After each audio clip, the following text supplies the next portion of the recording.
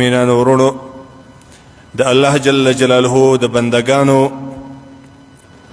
یو عظیم او لوی صفت هغه دا دی چې کله یوه ګناه ځینې وسي پر ګناه باندې توبه کښل دا د مؤمن مسلمان یو عظیم او لوی صفت دی. د انسانانو ګناوې مختلفې دي. کله یوه ګناه هغه په سترګو باندې، کله یوه ګناه هغه په غوږ باندې، کله یوه ګناه هغه په ژبه باندې، کله ګناه په لاس او په پښو باندې. د دا ټولو ګناو په درجه کې فرق دی. یعنی دا معنا چې بعضې ګناوې سختې دي، بعضې ګناوې داسې دي چې الله جل جلاله انسان ته په ادنا عبادت باندې ورماپوي. د جمعې مبارکه ورځ ده. مقصد می دا دی چې د جمعې د لمانځه ته د راتللو سره یو ځای دغه نیت وسي چې د توبې دپاره ځم. حدیث شریف کې راځي د جمعې د لمانځه وروسته الله جل جلاله مؤمن د ټولو ګناو صفا کړي، مغفرت یې وکړي د ټولو ګناو. نو کله چې یو انسان کبیره ګناه کړي، د کبیره ګناه د کولو وروسته که چیرې په اخلاص باندې توبه وایستل سي، نو الله جل جلاله کبیره ګناه هم معاف کړي، صغیره ګناه هم.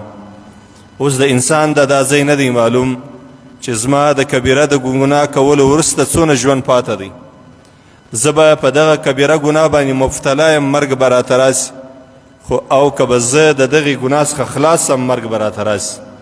نو ځکه د مؤمن مسلمان دپاره لازمه دا ده چې هر د جمعې لمونځ دی د توبې په نیت باندې وکړي چې توبه کاږم د صغیره او کبیره ګناه اوس، بلکې د هر لمانځه سره د مؤمن مسلمان دغه نیت وي چې الله پر تا باندې چې هر قسم ملامت سوی یم، ستا د قانون چې هر قسم بغاوت مې کړی دی، الله زما ځینې توبه ده.